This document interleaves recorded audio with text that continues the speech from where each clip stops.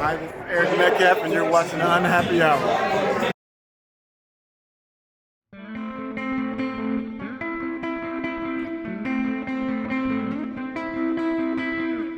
Football equals family. The story of the Cleveland Browns' perfect season parade.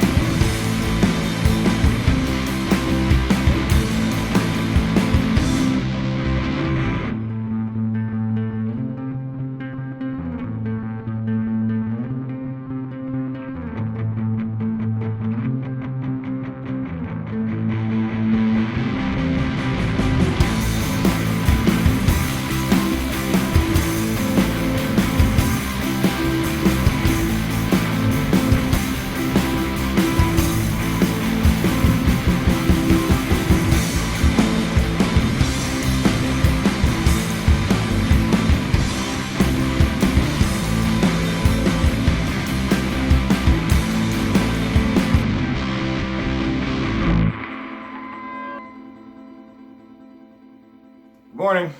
I have flown in from Los Angeles and I'm back here in Ohio. I have 3 layers of socks on, so I have to really loosen up these shoes here to actually get my feet to fit. Humans aren't meant to live in this kind of weather, nor are fans supposed to be subjected to the type of crap that the Cleveland Browns have consistently put us through for the past 19 years, since Art Modell and the NFL and all these clowns stole our team. I got 4 layers of shirt on. Got some sort of insulated undershirt. I have one. This is Cleveland Brown shirt. It says just one before I die. It's meant to be one championship before I die. This year it's one freaking win. Just one win before I die, apparently. And then another layer, and then there's another layer under that. This is ridiculous that we're doing this parade, but this is the big middle finger to the Browns front office, to the organization. We're fed up. This is garbage. And look, my show's called The Unhappy Hour. If you can think of anything more unhappy than having to go out in negative 16-degree weather to march in a zero around the Browns stadium, I can't think of it. So we're going to go out, we're going to talk to people, we're going to get interviews. I'm going to try to continue waking up here a little bit on a couple hours sleep. And we're going to talk to the parade founder, as well as all the people with their floats and their signs and their passion for football, despite getting a horrible, horrible, horrible product. All right, number 9 today is, here we are check-in, ready to go. Yes, sir. Browns' perfect season. This is Reflog. This is the funny guy on Twitter, and he actually organizes things. He speaks to the people. He's the voice of the people, obviously. Listen to you. And Honestly. you're the overstatement guy. I'm the overstatement guy? Pretty much. Call me the voice of the people. I'm just a guy who pushed some paperwork for this thing. And that's what I'm doing right now is I'm just handing out passes. There's a famous scene at the end of the movie 8 Mile where Eminem is in the rap battle championship, and when he gets to go first, he starts off saying, "I am a bum. I do live in a trailer with my mom," and he rattles off a laundry list of things that he anticipates the other guy's going to make fun of him for. When he ends, he says, "Here, tell these people something they don't know about me." Hands the microphone back, and what he's done is he seized control of the situation. He's made fun of himself so that nobody else can. And that's kind of what this Cleveland Browns perfect season parody parade and protest was really all about. I don't believe this has ever been done before in the NFL. Sad Santa. We owned the road all the way around First Energy Stadium. Go Browns! Cleveland Browns fans own the road all the way around, something that we built with our taxpayer money in the city of Cleveland. True story. That's absolutely true. That's the syntax. Right now, we took ownership of it at 9 a.m. this morning, and we're not giving it back until 3 in the afternoon. That is ours. Yes. That team is ours, and they've got to be better. We've got to get better. I can't believe you're here. Going, eh? I cannot believe you are here. I thought no one was supposed to show. No. This should be the mayor. Buck Jackson, Chris McNeil. Great sign, guys. This is awesome, man. Hey, that's awesome. That's the right message right there. That's right. This is the owner. I am impressed. Hey, this is right here. Reef Vlog's right here. Reef Vlog is right here. This is Reef Vlog right here. Woo! Thank you. Seriously. You guys. Oh yeah. You guys. Oh. Thank you. Oh yeah. I don't have a float. This is all you. No, guys. You're on my float. You're on my float. Look at what a beautiful day. I mean, it's freaking what? 8 degrees out. 8 degrees right now.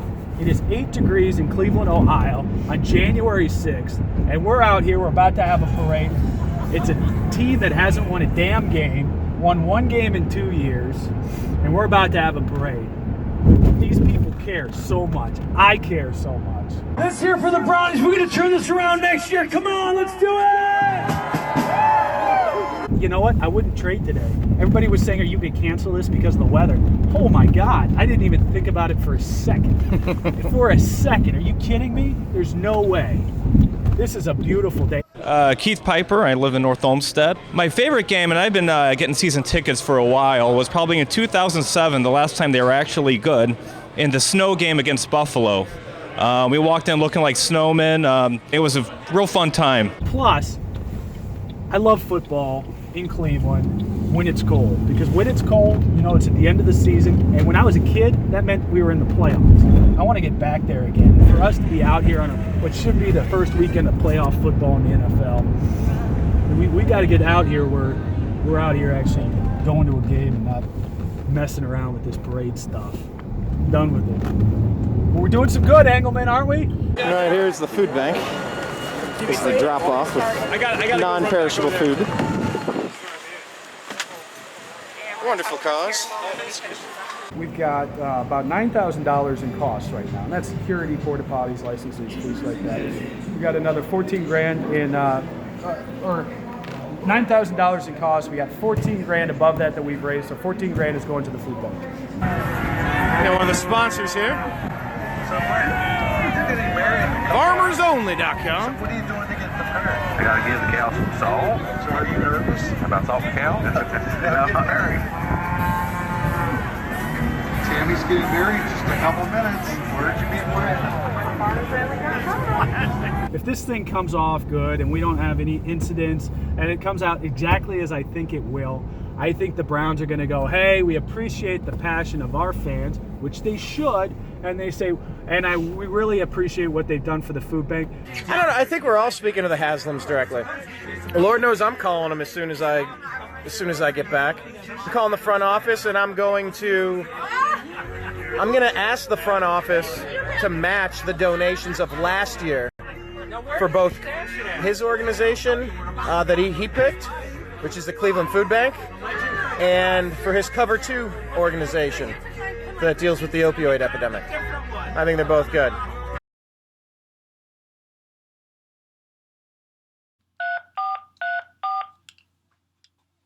Ticket office. We can't wait to see you at First Energy Stadium, home of the Cleveland Browns this season. Go Browns! Thank you for calling the Cleveland Browns. The Browns' perfect season parade. In touch with our VP of Communications.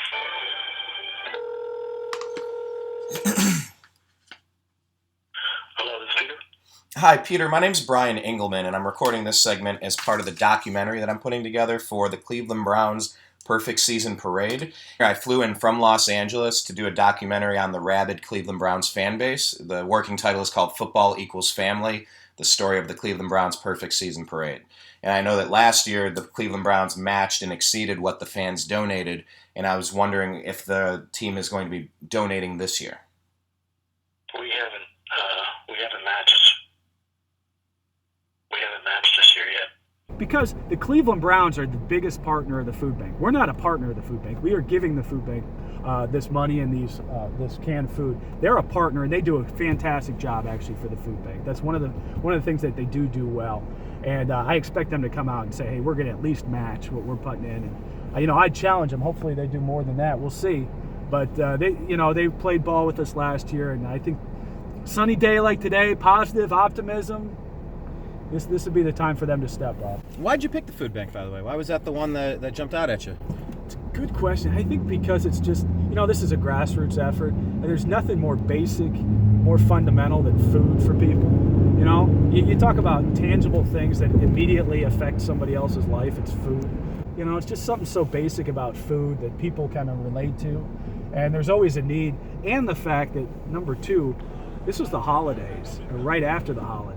It's cold, it's 8 degrees. There are people who are really struggling. The food bank's cleared out because they just went through the holidays and trying to feed people. So now you're trying to get those shelves back filled up. So the timing was definitely a big piece of this as well. After speaking for a bit with the Browns' Vice President of Communications, he and I decided to take our call off the record. So I'll leave out some of the specifics of our chat, but in general, we discussed the great work that the Cleveland Browns do all year round for many charities, including the Greater Cleveland Food Bank, and that's something that parade organizer Chris McNeil totally agrees with. I also suggested that perhaps the team could donate to the Cover2.org McNeil family charity that was designed to combat the opioid epidemic that's been ravaging America, in Northeast Ohio in particular. He seemed interested and said that if a donation was made, it would probably be made quietly. I explained that a donation made quietly would probably not play as well for the purposes of a documentary, but I understood his rationale, and I appreciated him taking a few minutes to have a conversation with me about the topic. It's pretty darn cold out there, so if people don't want to come out, I understand, but man, we got a lot of passionate folks who are going to be out here today. People are telling some stories about the Browns, about, growing up, what they loved about the team, what made them into fans, and that's the cool part about this. It's not about the losing. We hate to see that. So my favorite Browns experience had to be the playoff game, the Jets double overtime win. And one of the reasons why that resonates with me and the rest of the family is because that was Chris's very first game. And it was amazing. Back 1986, now I was born into it. My great-grandfather actually had high blood pressure, and he wouldn't be able to listen to the games because it'd get him into trouble. Too much heartbreak, too much blood pressure spikes. I couldn't do it anymore, and hats off to any Browns fans that are still showing up on Sundays. We've got 4 minutes to go in that ballgame. We're down by 10 points. And you and I said we want to leave. Yeah. And we can't. They're going to win. And we could see, from our seats, upper deck, we could see fans streaming out of the stadium. And Chris, he stands there and he looks around and he says, "You're going to be sorry." Yeah.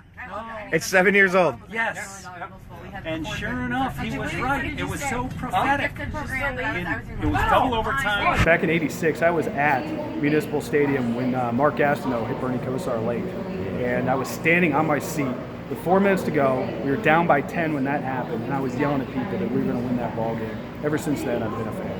Mark Mosley, the old kicker from the Washington Redskins. He's got to figure out how this straight on kicker. He wins it, double overtime. Unbelievable. Exactly Chris predicted that. That's probably one of my favorite Browns moments, too. And years later, Chris runs into Bernie Kosar. Yes. And he says, "I was at the playoff game. I was at the double overtime win." Bernie, and they talked about the game, though. And they talked about the double overtime win.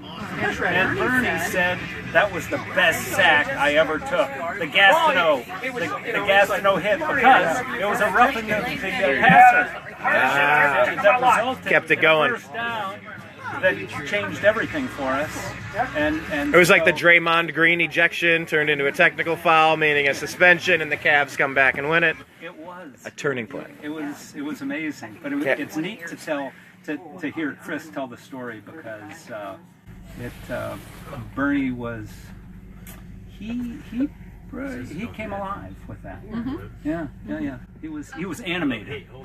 Yeah. What's the best story you've heard from the people coming in? Is there something that tops takes the cake? Anything that stands out? You know, it's people like you actually who come this far to be here. I've got some people from Seattle. I've got some people from Salt Lake City that specifically, they didn't come to a game all year, but they came here for this parade. And I thought that's really cool. They want to make some changes to the Browns. They think that this gives them a voice. And so they're going at it. They're giving it a try. You know, who knows? Who knows if anything comes of this? Who knows if the Browns even listen? I think they will. But, you know, you're taking a risk and you're putting your money out there to get out here. And I really appreciate that. And I think that's a pretty cool thing. My name's Jason. I'm from Columbia Station, Ohio. Gonna get emotional. What brought me? Well, Keith brought me one, but I'm a season ticket holder. I'm a lifelong Browns fan. And it's pain that brought me here. It's pain. And the only reason you got me on camera is because I said I'm going to cry. I'm probably going to tear up or well up. Hello, my name is Win Brown. I'm from Columbus and had to come up, not miss the 0-16 parade. Hold on, your name is Win Brown? Yes. No, is that your real name? That is my real name. Can you put your thumb over your address or your social security number and show us that your name is actually Win Brown? Yes, I and can. the Browns win this season, Yeah, right? let's do that. Okay, yeah, this is well worth the time spent. Yeah, hold on. Oh my God. Win Brown. Okay, you win. I don't know what else you're going to say. But Oh, the irony. The 0-16 parade. Just win, Brown. Just How win. many jokes do you get about being named Win Brown and a win this season? I honestly, this is the most I've heard lately, you know? So, I think we're in the right place at the right time. Too much heartbreak. Dwayne Rudd, those days. You win the game, but Dwayne Rudd throws his helmet, so they re-kick. Bottlegate, playing Jacksonville. We end up losing it, so people threw bottles on the field. We had Art Modell steal our team.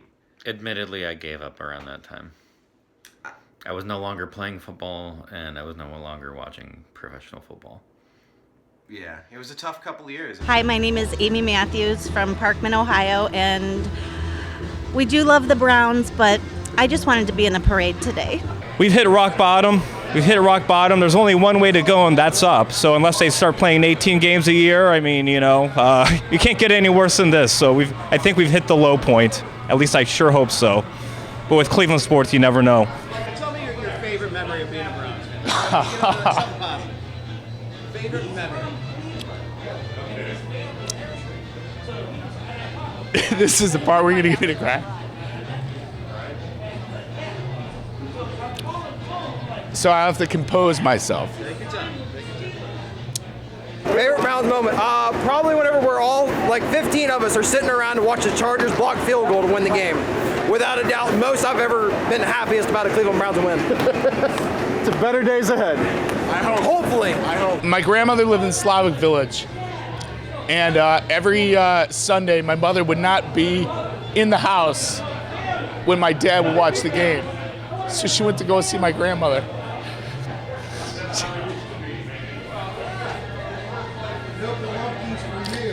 And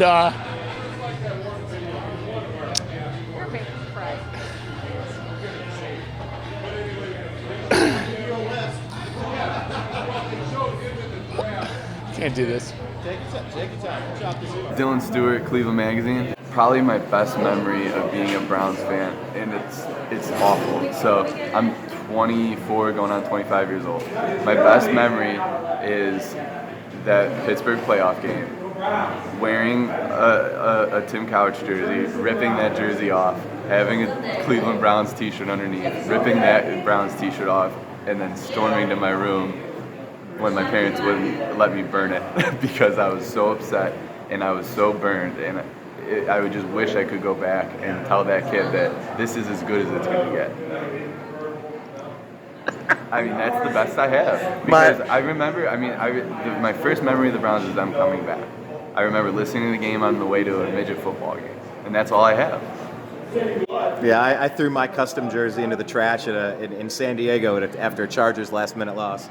And it was retrieved for me, and all the letters have fallen off because it's so poorly made, just like this Browns franchise, poorly made. I'm one of 3 boys, and we had a football. So when my mom would leave to go to my grandmother's house, my dad would have the football out, and in between breaks on the commercials, we'd throw all the the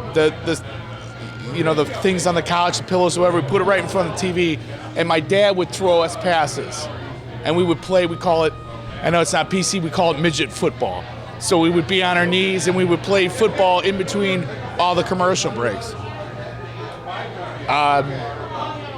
So to me, when I think about the Browns, I think about my brothers, I think about my dad, and that connection.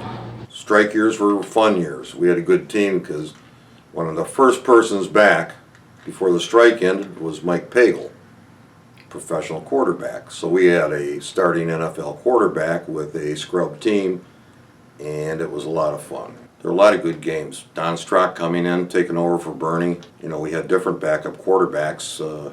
Kelly Holcomb, Derek Anderson are examples of that. Once they made these guys starting quarterbacks, after they came in as backups, they'd have one good year and they were done. I guess watching Jim Brown play, even before that, watching the old Cleveland Rams play. Oh, yeah. Back in 1944. 46. Yeah, 44, 46. Yeah. But we were going to send a present, So you went to Rams games? Yeah. Woo. Do you root for the Rams today? Have you followed them through all their cities? No. The Browns took over at 46, and that was it. That's fair. Yeah. I mean, literally what we would do as kids was, once the game was over, we would go out in the street and we played street football, tackle football in the street. You'd play against, you'd be 8, 9 years old, you play against kids that were 15 years old, you tackle in the street. And I'll never forget Browns in the 80s. I mean, these guys here that got 60, 70 stories, I can't compete with it. But what we do, every house, the Plain Dealer used to put up these pictures, and it'd have Go Browns, Dog Pound. Every house on the street would have these pictures in their windows, and we lost all that. We lost it as a community. It's terrible. It's terrible, and I'm doing this as some kind of quasi protest or whatever, but it's really more an emotional thing. And I spent fucking $1,600 on season tickets, so that's why I'm wearing the season ticket hat.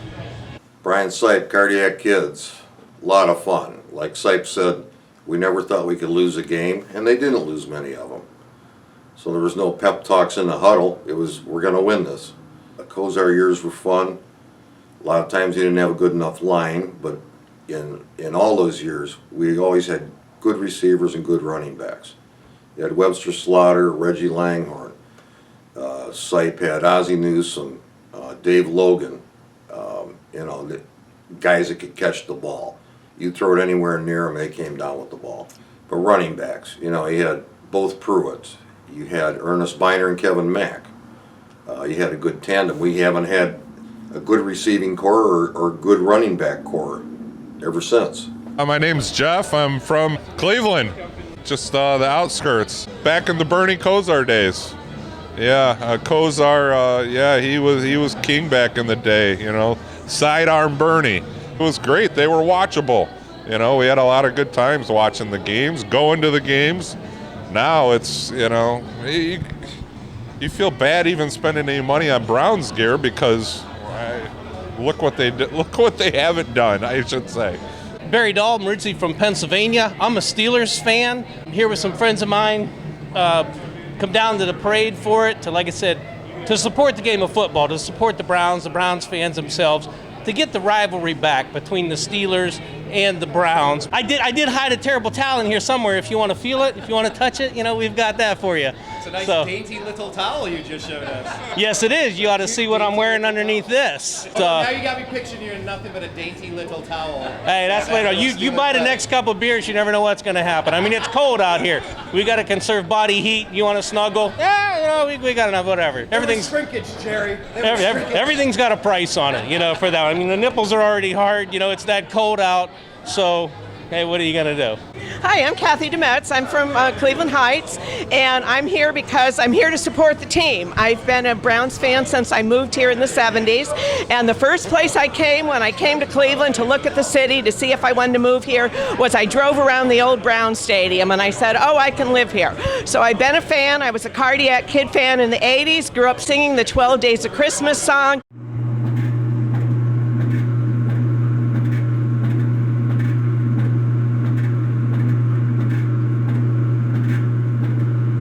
calling it a Brown Super Bowl team to the tune of the 12 Days of Christmas.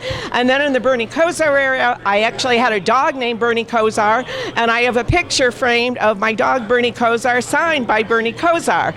And I absolutely love Bernie Kosar, and I've sung the Bernie Kosar song, the Bernie, Bernie, oh yeah, how you can throw song more times than I can count. And I am here because I am here to say to the team, despite the fact that you're 0-16, I loved you when Brian was here, number 17. I loved you when Bernie was here, number 19. But I am here to say I still love you, Browns, despite the fact that you're 0-16. Even if you never ever win a game, you're my team, you're my boys, and I love you just as much now as I loved a winner. It's easy to lose a winner, love a winner. It's not so easy to love a loser. I am not a fair weather fan, and I will love you win or lose. Of course, it's more fun when we win. It was more fun in the Bernie or the Brian years, but I still love you. I watch every game from minute one to the end, and I'm here to say I still love you. I support the team, and go Browns in 2018. Woof woof. Well said. Thank you so very much. That was the rivalry back through the 70s and the 80s when, and I'll say it again, back when football was a game. You know, you had Jack Lambert, you had, Brian Sipe, all of those guys. When you would go into a game, you didn't know who was going to win. Didn't matter the other team's record. Somebody was going to get their ass kicked, and, whether it be 51-0 back when, I forget that date when the Browns did it, but then, of course, the Steelers came back about 10 years later, and I think it was like 43-7 or something like that. I forget the actual score for it. But it's nice to see the folks getting together, doing something, and making your voice heard. We're sick of this shit. Hi, I'm Callie. I'm from Willoughby. I used to tailgate, not so much this season, but in previous years I tailgated quite a few times, and I just love it. The environment's great. Everyone just, coming together the early mornings before the games on Sundays. You can't beat it. I'm a Steelers fan, lifelong, from Pennsylvania and everything, but Cleveland fans are always fanatics. That's it. And through the 70s, the 80s, the rivalry was there. I mean, these were the teams that you hated to play each other because you never knew who was going to win. That's why I'm here. Love the people, love the team, fans, friends, our own rivalry for it. Football's got to get back to being a game, not just a bunch of whiny millionaires or somebody else looking to make a profit. My name is Sonny, and I am from Loudonville, Ohio. One memory, back when the Cardiac Kids were here. That would be my favorite memories. And when Bernie played. I flew in for the home opener. I was there against Schittsburg. Here's to you. Yeah. This is reliving the stories of the glory days and hoping that we can put this misery behind us. I work for GV Art and Design. It's a t-shirt company in Lakewood and in downtown Willoughby. Our owners, Greg and George, are local designers. They do t-shirt designs. We have great shirts here that everyone is really excited about, and so are we. So just a good way to support Cleveland, the city, and all come together, and it's a really good thing. The Cleveland Browns, a season without a W, you obviously removed the W. We did. It's selling like crazy, isn't it? It is, yeah. That's very popular.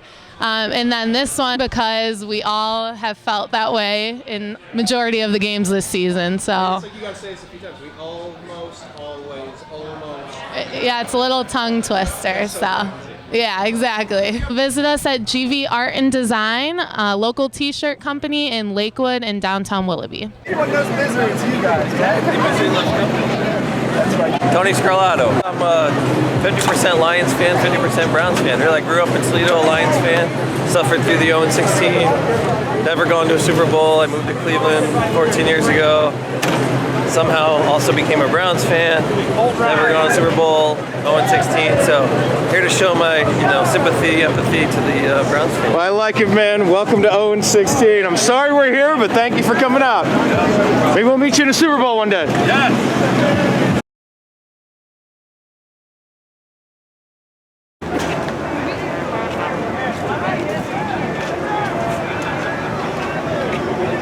Second act is going to be all the walkers. Yeah. We've got a ton of walkers. It's going to be like the Million Man March. And I told all of them to show up at noon. So they're going to be after all this. So this is all going to go on. And you have a ton, right, going around the stadium. You're going to have all these walkers come in behind them. It's going to be nuts. What do you do next year when they go? Wait, save this for Shut up. Yeah, You shut up. You shut your mouth. Shut up. Save. You're not allowed to talk anymore. Tweet out that we're going live, and we'll go live in 60 seconds. Okay. Should I cut to an outside camera? Yeah, you can cut to an outside.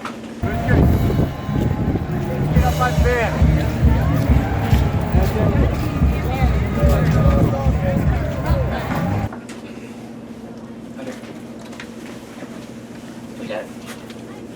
How are protesters doing out there? Still like one? Struggle bus. Where's his headphones? He should. Grab him. You're right.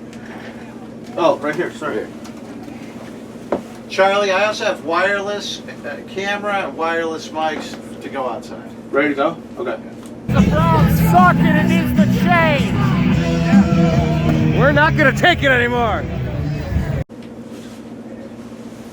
Snitz, you let me know when we're ready. Hey, they did it, Easy, right here. I swear to God they did it. Oh, that's awesome. Oh my God. We don't really have any audio, huh, for an intro?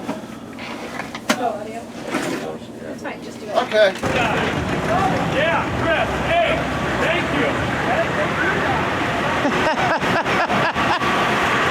I'm going to fade into that Perfect Season 2 graphic. Okay. Way bigger than I thought. What were you expecting and what are you seeing? I thought it was just going to be me and my buddy pulling a float. All right, we are live on RMG Plus right now. Yeah. And we are live from the 0-16 Perfect Season Parade for the Browns, who did not win one game this season. We have Rolling Glory 1 downtown. We're outside of First Energy Stadium where the Browns play.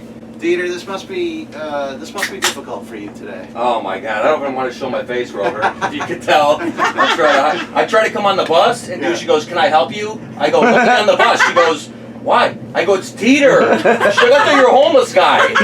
So Rover, this is bundled up. I lived through the '80s at their peak, and now this is actually the rock bottom. You can't go any further down. I mean, this is horrible. Well, that's what's interesting because when I moved here, which was almost 15 years ago now, roughly 15 years ago, I mean, they made the playoffs the year that I moved here, or the year before, and everyone was so excited, and I'm like, okay, I just moved here from Denver and Seattle, and I'm like, what's the big deal? And they're like, oh, you don't understand, we have sucked for a while. And I had no idea how bad the team, I mean, holy shit, man. It just was, I mean, these past 15 years have been awful when it comes to football. The guy who organized the parade, Chris, what's happening, my man? How you doing? Good. How are you doing? Seems festive. Yeah, well, he's depressed. Oh, man, I'm just tired. I'm honest. I'm just tired. I mean, this is a whole process, you know. I was telling everybody, you know, to actually put on a parade in the city of Cleveland, it's not that hard. You know, you get $25, you put in the paperwork, but then to actually put on a parade in the city of Cleveland, that's where the work comes. A lot of red tape? Not red tape with the city so much as organizing people. Yeah. You're just constantly herding cats. Yeah. You know, everybody wants to be in it. They won't tell you how they're going to be in it. They don't play by any of the rules, and you got to figure that out. You got to filter all that down. That passion that we had in this town for those teams. I mean, this is a Browns town. It always has been. It will be. You know, we got the Cavs that are great. We got the Indians that are great. The Browns got to get their stuff together. No kidding. They got to get their stuff together. What do you think? This is a great city. You know? I'm not City of champions, right? I'm not a sports expert, obviously, and Neither some of am these I. guys, they go I'm on just an TV or idiot they go out on the there. radio, right, and they go on and they're telling you this and that, and the coach this and the players that. I go, who knows? If you were so great, you'd be doing it. You wouldn't be talking about it on TV or on the radio. Yep. But should they get rid of the coach? He's won one fucking game. In 2 years. Yes. Right. So what if you guys like don't get ratings for 2 years? Do you think they keep you around? No, they kicked me right off. Right. I don't care. They could go, Rover, God, he's such a nice guy. We believe in him. We believe in the show he's doing. Oh, he's had a 0.0 for 2 years. Axe him. Get him the fuck out of here right now. That's what they would do. I mean, it's basically the equivalent of you guys having 1 month that was good in 2 years. That's basically what he's got. You know, 1 win in 2 years. And I was there. And it felt like a damn playoff. Do you think, is the blame on him or is it the players, lack of talent? No, I don't blame the players at all. I blame the front office and I blame ownership. Yeah. The Haslams. The Haslams are an embarrassment right now. I mean, you look at what they've done to this football team in this town. You look at what they've done to the Vols down in Tennessee. I had so many people who said, I'm thinking about coming up to this because I'm a Tennessee Volunteers fan, and his influence on that team down there is killing us. We'd love to be a part of your parade. I lived in Knoxville when they won the national championship, which would have been, 98, 96, somewhere around there. Yeah, they've gone downhill too. Yeah. And then you see what he's doing. I mean, his personal business, right? He's under FBI investigation down in Tennessee right now. I mean, for a rebate scandal. They weren't paying their rebates. And They should pay a fucking rebate to everyone who wanted to do it. Yeah. That's the rebate scandal. Give us rebates. It needs to happen. But so I'm not happy with Jimmy, but I just want to win, right? I don't know what it's going to take, but I don't think Haslam's the answer right now. When I got into my car today, it was -1 degree. How awesome, right? And That's perfect. Yeah, now, That's perfect. Now it's probably 2 degrees, which is 2 more wins than we had this season. Listen to that. We got a band outside. This is legit. Yeah. This is legit, man. This is a full band that's playing outside right now. Yeah, you can see Slits could probably put them up on one of the cameras here. There's a Look at this. Nice, Sandor. Band playing drums. You don't want to be So called. I believe that's our band that's got 20 below. 45 members, if I recall correctly. So we got band, yeah. Can I ask you a question? Sure. When they're done playing, is there any possibility we could recruit them to actually be next year's team? we might have a better shot. I'm sure there's somebody who can overthrow and underthrow guys out there. Now, I've been getting a fair amount of shit from people. Oh, why are you in this parade? Right. Screw you. I haven't gotten any of that. Yeah, I'm sure. Of course. No, it's been totally cool. People. But they're like, you can't be a... Look, I'm not a huge sports fan. I didn't grow up here, I'll be honest, so I'm not as in it as you and Dieter. Right. But just because you're doing this parade, or you're in this parade, or you're here, doesn't mean you're not a fan. I don't understand what the controversy Yeah, is. it became a moratorium on like fandom all of a sudden, and I don't get that. I really don't. I'm not going to tell somebody how to be a fan. Yeah. You know, what's a true fan? I don't know what a true fan is. I like to see a team that wins. I'll tell you that much. Well, I think that's the great debate over this. I mean, even in Columbus, I already see it on Facebook of my posts. A house divided. People that are pissed off about this and think that we're continuing the shame of our team. I think this is great. We're all finally getting together and celebrating something. I think it's, good for the city. It brings people out. Even if they're 0-16, it brings people out, generates business and stuff like that. It isn't going to do any good. I mean, fans have been crabbing for a long time and it hasn't changed. I just love seeing all the supporters. It's awesome to see that they're still out there. It's the absolute most embarrassing, devastating, emotionally gripping thing to go 0-16, which is almost impossible in any other sport. The apathy that comes from this organization, and the bizarre reaction from the media, which is almost kind of like, don't go out there, it's going to embarrass the city. I don't know how to embarrass oneself more than be completely inept. And for a man who is a billionaire and a supposed captain of industry, he is an absolute and complete failure and embarrassment. And it's even worse where I've met the man because I was a North Royalton Browns backers president, and for him to kind of almost deflect all of this because now he's saying it's Jimmy and Dee Haslam. So what kind of man who is completely inept and awful starts deflecting all of this to his wife like, oh, it's Dee Haslam, as if Dee has him.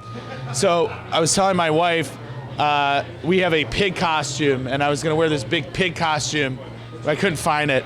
And I was going to have Dee Haslam, Dee's nuts, but I couldn't find the costume. But I should have made the shirt. A good time was had by all in sub-zero weather. This is going to be every year. Win, lose, we always booze. I've never lost a tailgate, ever. Wins 0. But this is cool. I mean, this is cool. This honestly, I haven't seen the parade yet, but so far just seeing everything surrounding it, seeing the way Browns fans feel passionate again. I mean, I live downtown, and it's a ghost town every Sunday. So, you know, it feels good to see Browns fans passionate again. This could be the high mark for me, honestly. People ask me on the news, they go, hey, there's a counter-protest going on to protest your protest There's parade. one person out there. And I said, okay. And they go, there's your they counter-protest. go, are you expecting Right there. Are you expecting fisticuffs? They asked me. I go, look, you're a fucking loser if you get in a fight over a protest parade. Like, give me a break. For the Browns at the same time. It's not worth fighting for. I haven't walked around yet. Are there pissed off people out there? Not really. There are? I mean, I haven't seen any, but I've actually been holed up in the comfort of the house. Let's just be honest. It's fucking 2 degrees out there. And that's the thing that got me with this whole thing. I mean, this is supposed to be also lighthearted. I think people get way too wrapped up at times, you know? It's like, back up. This is supposed to be fun. Now, obviously, we got a protest going on here, basically. Against the ownership, against the front office. But it's also fun, man. As I'm walking up and down this strip on Al Lerner Way right now, and basically we've got the whole thing. We got the whole road all the way around the stadium right now. We as fans own that. We're having fun with it today. Yeah. So, I mean, forget about this. You guys are celebrating losing. That's not what we're doing. Well, listen, I'm sure you're busy. You have a lot of stuff to do. Congratulations on pulling this off. I hope that. So let me ask you this now. First of all, thank you for leading off the parade today. Being our marshal, thank you for the $1,000. I think that was awesome. Yeah. You know, that was early on in the effort, kind of got things rolling. Who thought that this would have actually happened? I figured it just going There's to no charity. way. I thought we'd be donating that $1,000 right Right. to the Greater Cleveland Food Bank. Right. You know, which is also a big part of this thing. But what are you going to do to lead the parade? Because you're going to lead the parade. Is there going to be any kind of pomp and circumstance here I'll tell as you you. guys lead this thing? Because we haven't talked about this. Steve, you know the show Jackass, and Steve-O is going to be here with us shortly, so he's going to be out there with us. Very good.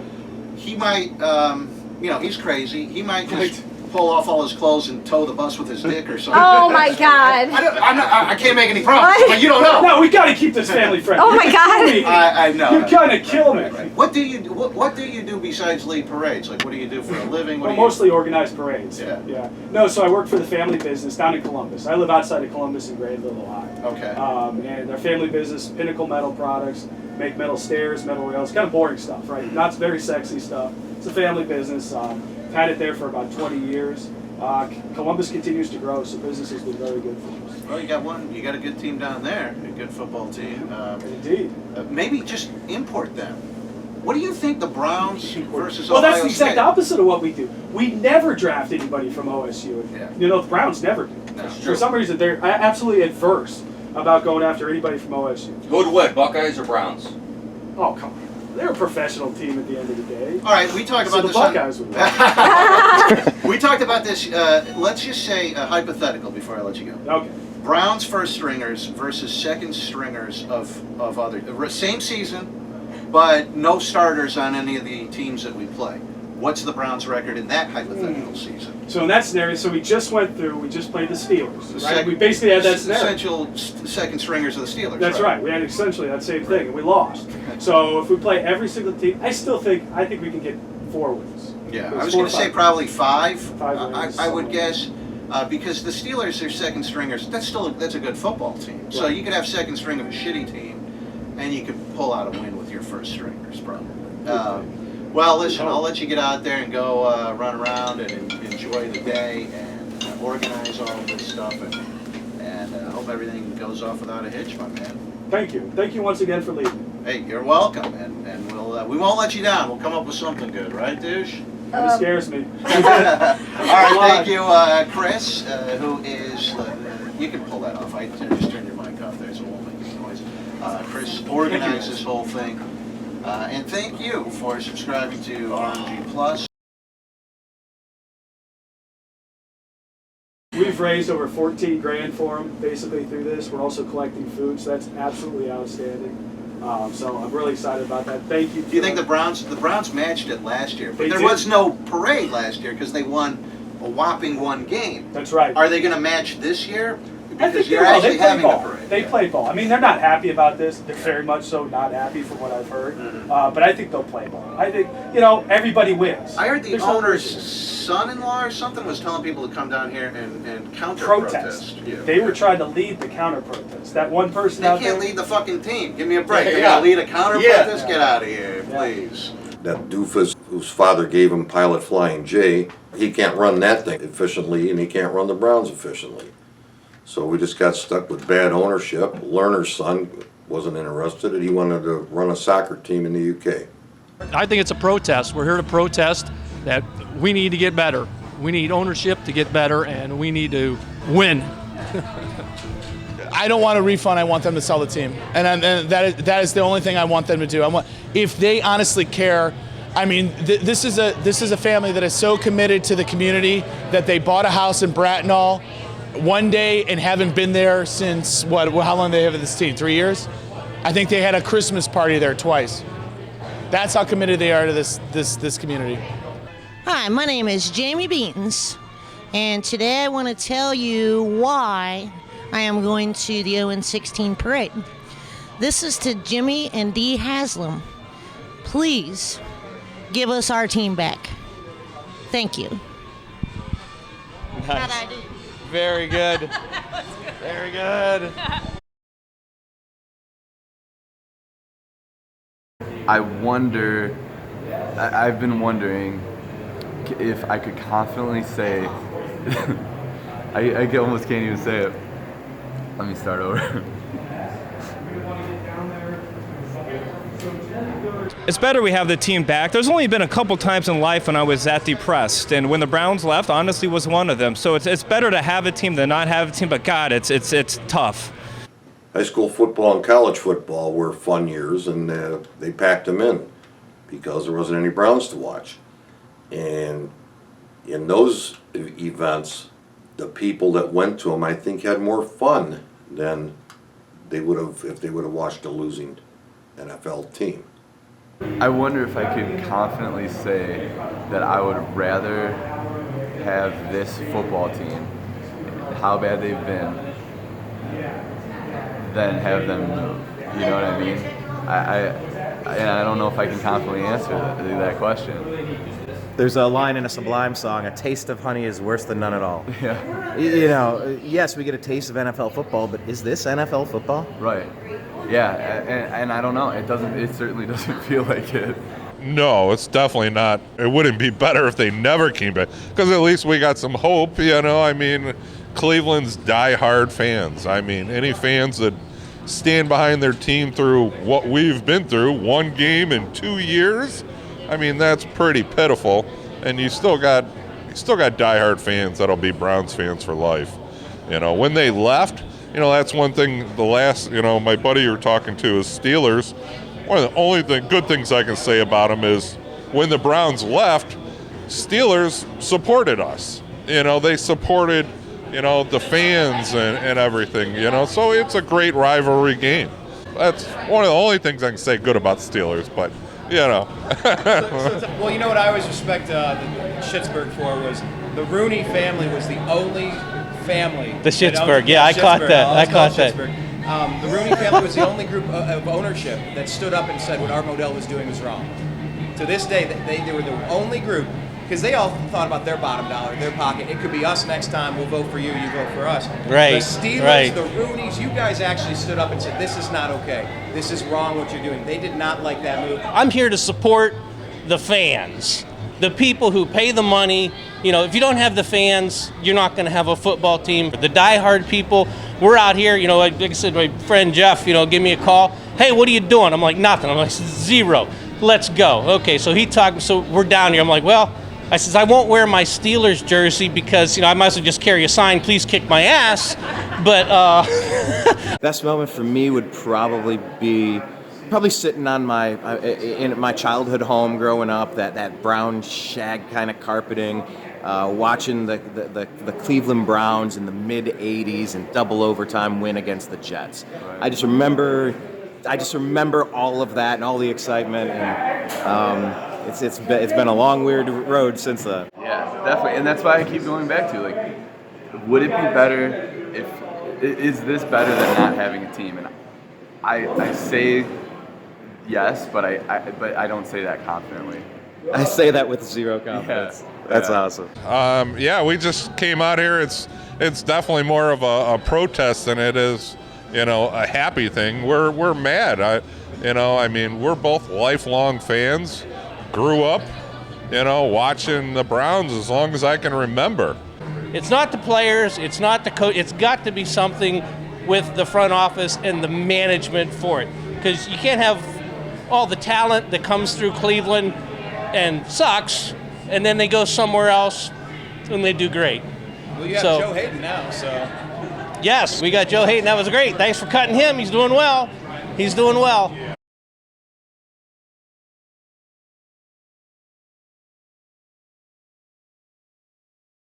It's a management issue. Warning to Jimmy Haslam to get his shit together, and hopefully we see some better football, because next parade I'd like to see a Super Bowl parade. The Browns have always got that free beer tomorrow. It's like we're sitting in a bar right now. Somewhere in this bar, I guarantee, because it's like a prerequisite of bars like this, you got to have that sign that says free beer tomorrow.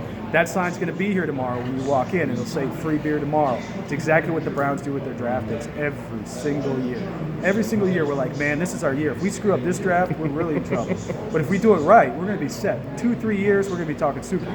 Very next year, we're talking the same exact thing. Somehow we end up with more draft picks, more crappy young players, and still don't get anywhere. So it's really a conundrum. Browns have been very disappointing. Every year it's next year, next year, next year. We're still waiting.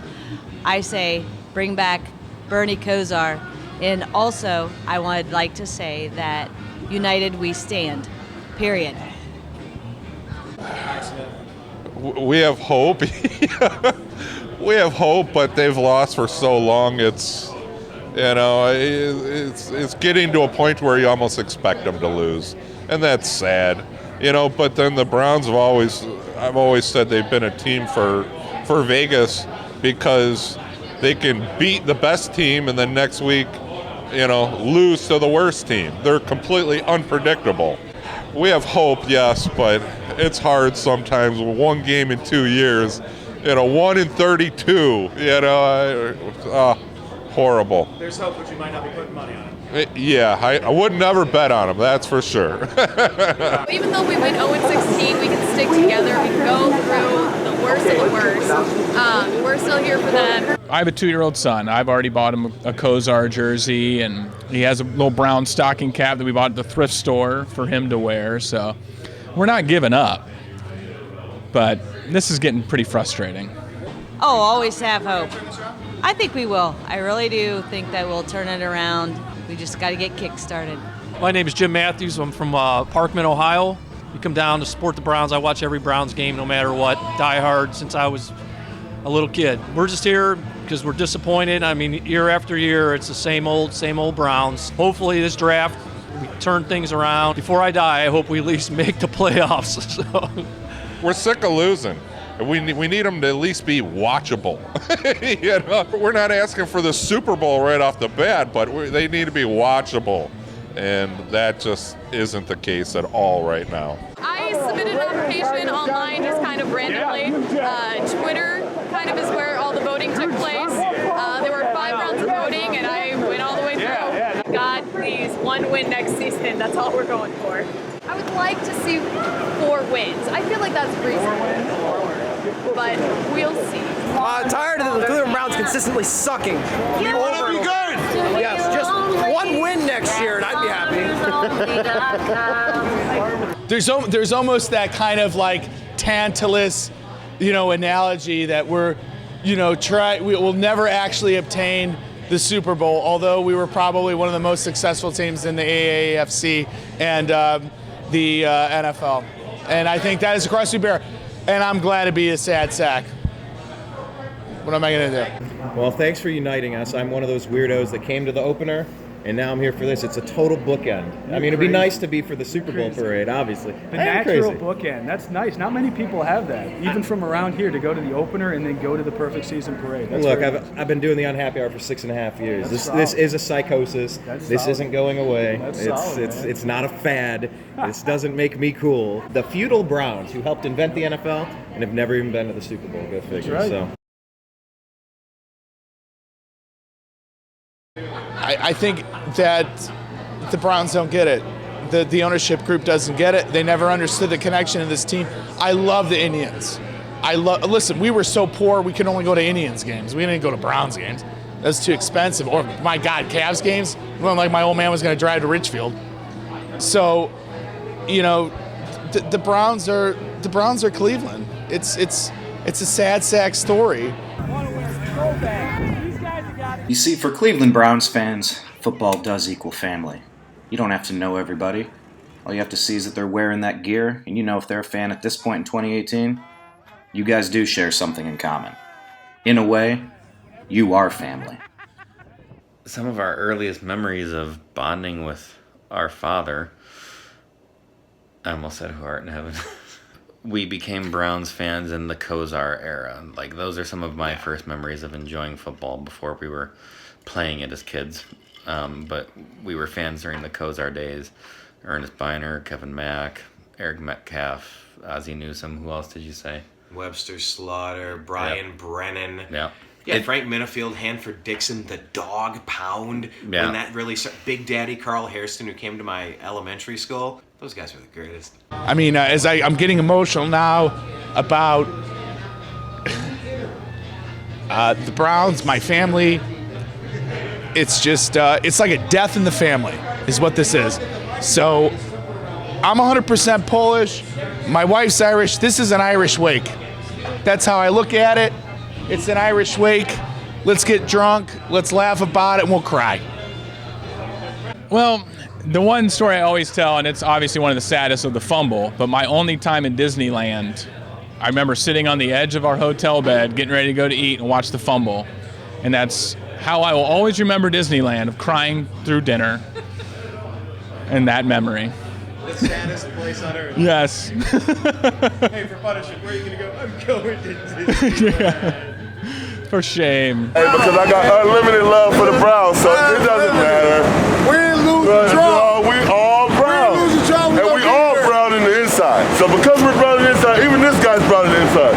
Win, lose, or draw. We got to be here. Here we go, Brownies. Here we go. Woo, woo. That's what we got.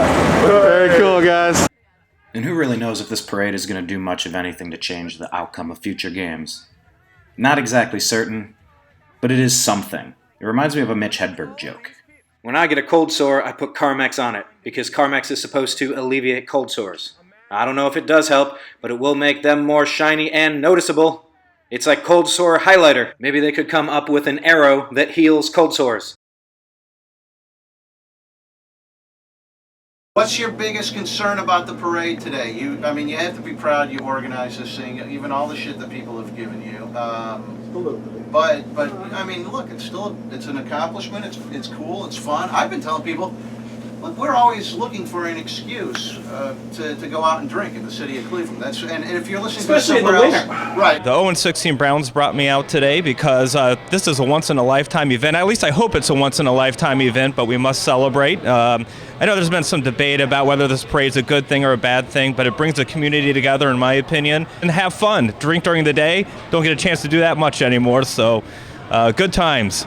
If you're listening to us from another location, we're based in Cleveland. The show is, so we do travel around a lot, but we're always looking for an excuse to party and have fun. But, I think it was another Cleveland excuse to drink and wear funny costumes and run around in a circle. It did get media coverage, so, but I don't think Jimmy watches TV. This is a great I don't time. even, I don't watch football at all. I just come for the tailgate and the drinks. The fans are fun. They're about Cheers! I don't think we're celebrating our misery. I think it's a bit of, call it civil disobedience, if you will. But we're having fun. We're still supporting our team, despite a winless and horrific season. And letting our ownership and management know that you know, this isn't cool. We're going to put you guys on blast. Pittsburgh! Pittsburgh! Sucks! Michigan! Sucks!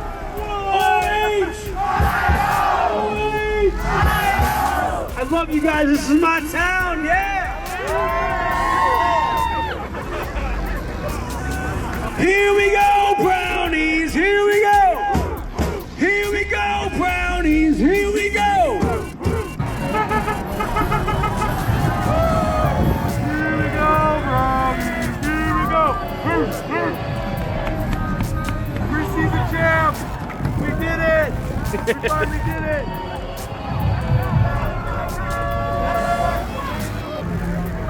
There are a lot of people here. Yeah, this place is packed. This team makes us drink too.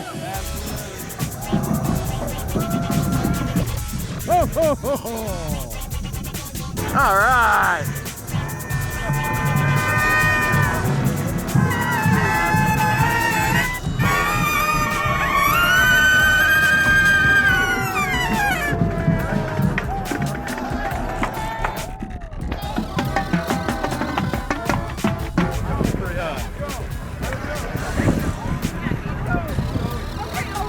That is a sweet truck. Jeez, that's a good truck. Yeah, this guy wins. You win. We'll call you. Yeah, call. I'm getting ready to jump in.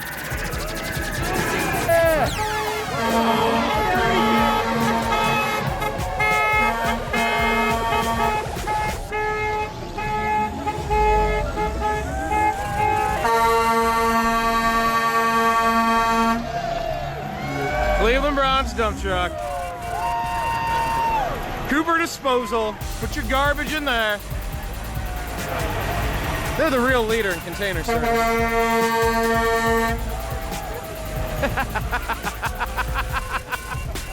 It's fantastic.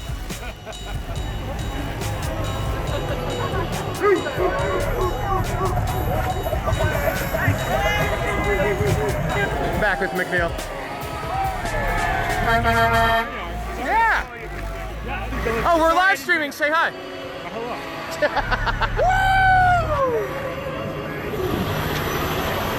Loving the truck.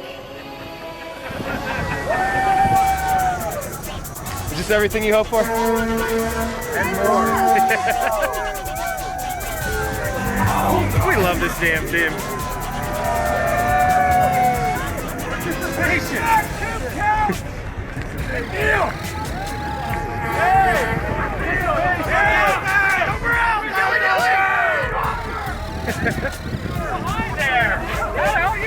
Morning! Hey. Oh, that was awesome! Woohoo! What's up, everybody?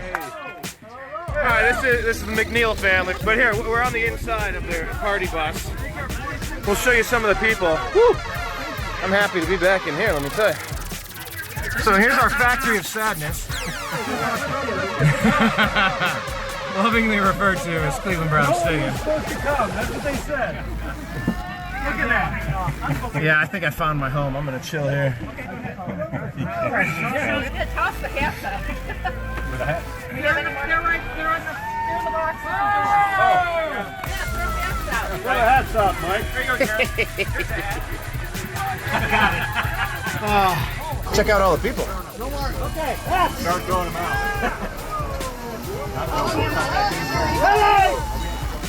Get your headache, yeah. Look how happy they are to get a hat. Having fun tossing these. But look at this, there are people everywhere. Headache.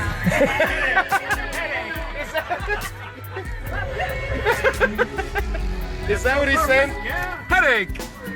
Get your headache, yeah. We're in the party bus of parade founder Chris McNeil, aka Reflog. And I think I'm just gonna stay here because it's so much warmer. What's up, Jimmy? What's up, Jason? What's up, Dave? What's up, Missy? What's up, Brian? John, Big Daddy, Danielle, Jason, Kristen, Aaron, Tom, Mike, Eric, everybody. What's up? Leave your comments. It's like the anti-Mardi Gras. We're handing you clothing to put on.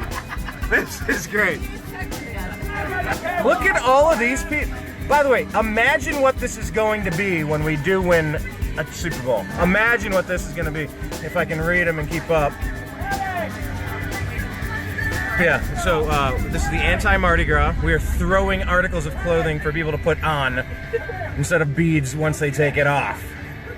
Go Cleveland. Yeah, these are hats. These are hats donated by Excedrin. There's a, whoa, that was a nice throw. So Excedrin donated these hats.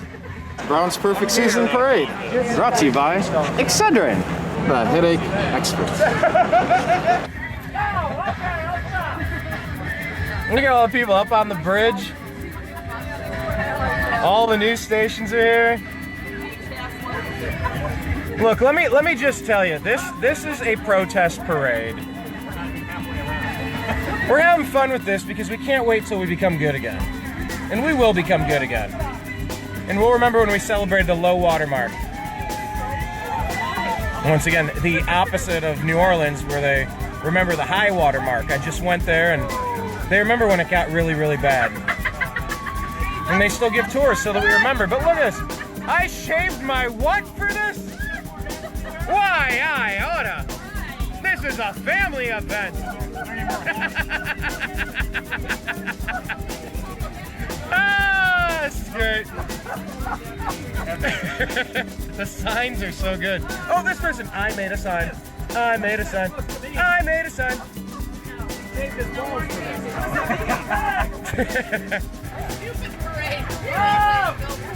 Where's the stupid parade gun? Yes, this is the one. Here's our one protester for all you guys. Cleveland is gonna look bad. There's the one guy who doesn't get a joke. Parades are dumb. Dude, we want a Super Bowl parade. We all do. Come on. Stupid parade. Well, we got one guy. Please give us a new team and stop the surprise.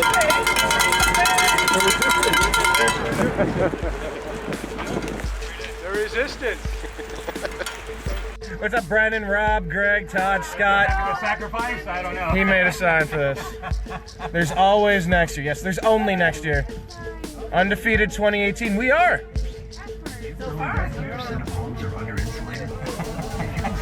Help us, Obi-Wan. Your only hope. Look at Haslam is a con man up there. I can't zoom in, but I'm gonna have to plug this phone in for a second. Here, I'm gonna go on the other side. All right. Here, we'll put this here while I grab my battery.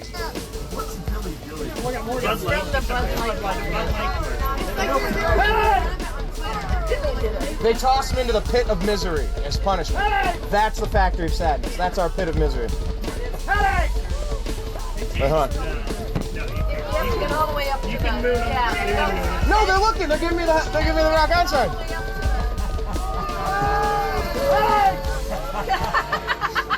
Look at this. All right, I gotta get my battery charges. Headache, headache, headache, headache. Get your headache, yeah? Fresh headache. It's a pretty sweet bus. Mike is asking, why is McNeil important?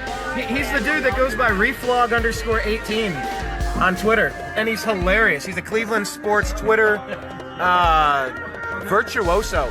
That's why I brought him onto the show 2 years ago, because he's a funny dude. He gets the unhappy hour. He understands.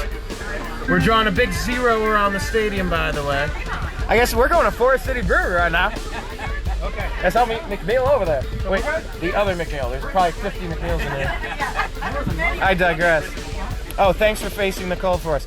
Dude, it was pretty cold, but honestly, we're kind of pimping over here. This party bus is pretty sweet. I'm not braving it too much, but yeah, it was brutal outside.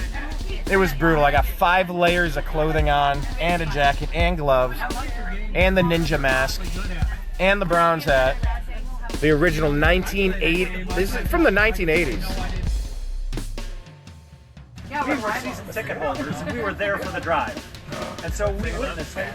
And so it's interesting, as the drive kind of legacy that has moved along, how many people were there. The stadium held 80,000 people at that time, the old Municipal. stadium. There were 450,000 people there, though.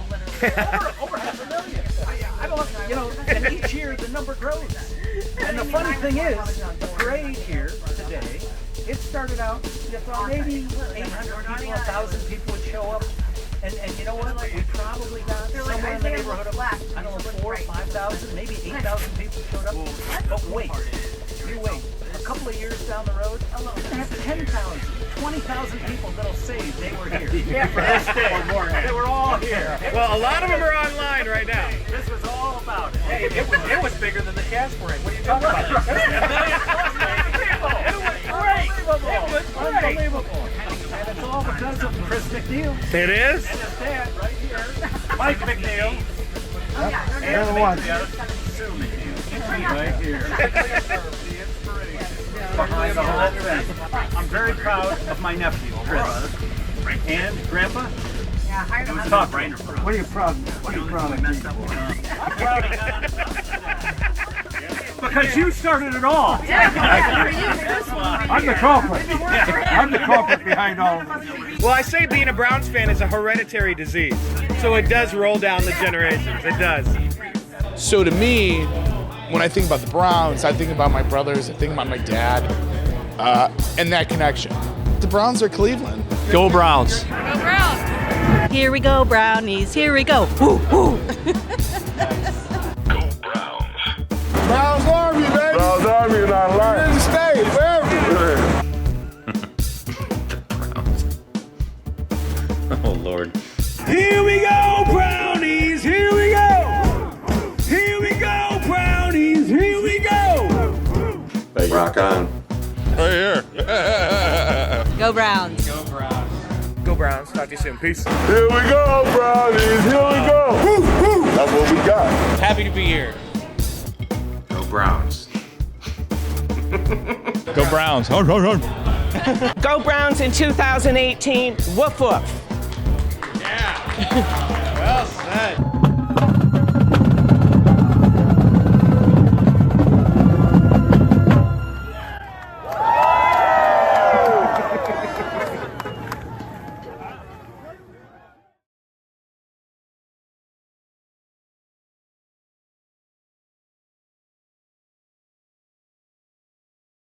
Thanks for checking out the Unhappy Hour.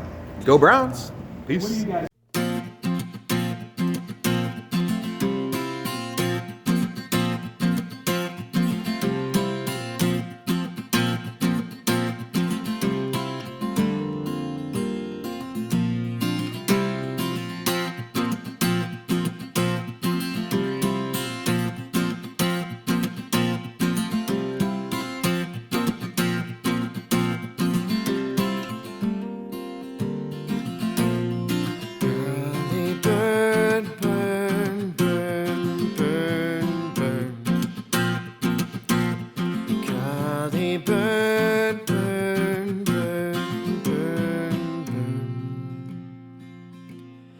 Burn away the excess. Trouble came to save us from ourselves. Wake up from your dream, darling. We have been sleepwalking for too long. Take back your soul, there's no need to control. We have powerful hearts that let go of the old for the sake of the whole. Remember your calling, create from the ashes. The suffering is falling away. Be honest and prosperous, our pain is burning away.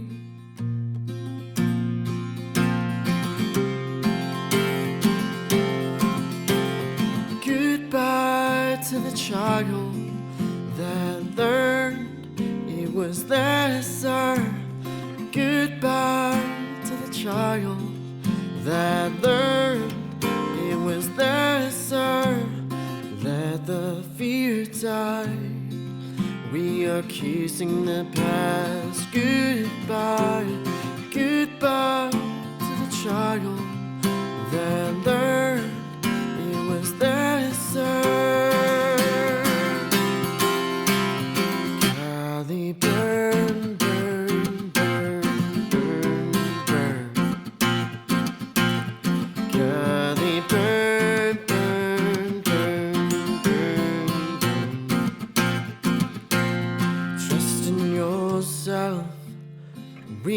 find a way to confront the darkness.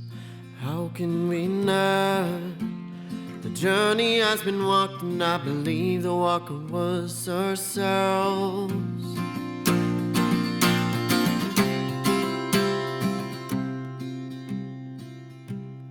Maybe I am wrong, but I believe we have a choice to change for the better. Maybe I am wrong, but I believe we have a choice to change for the better. Maybe I am wrong, but I believe we have a choice to change for the better. Or maybe I am wrong, but I believe we have a choice to change for the better. Change for the better. Change for the better.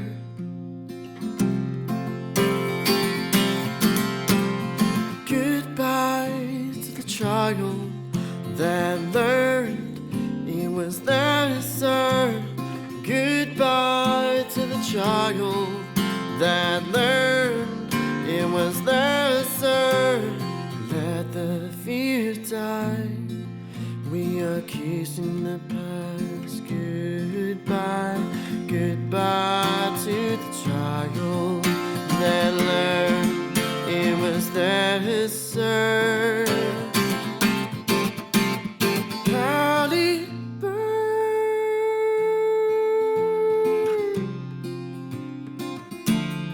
cloudy bird,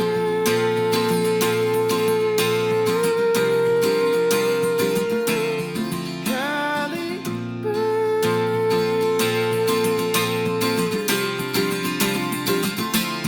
cloudy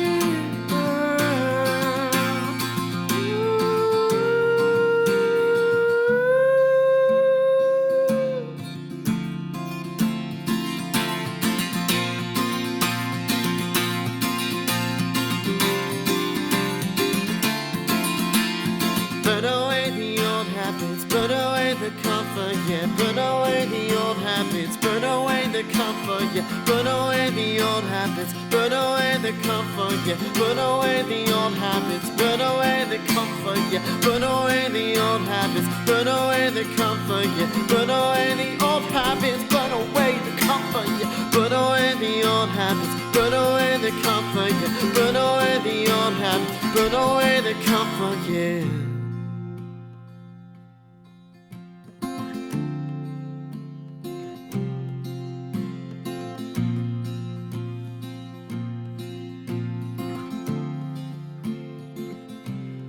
Burn away the excess.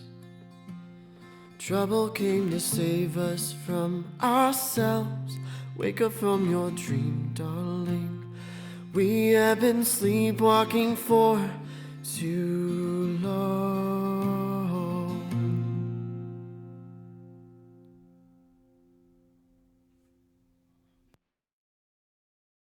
Ladies, if you want a loyal man, find a Browns fan.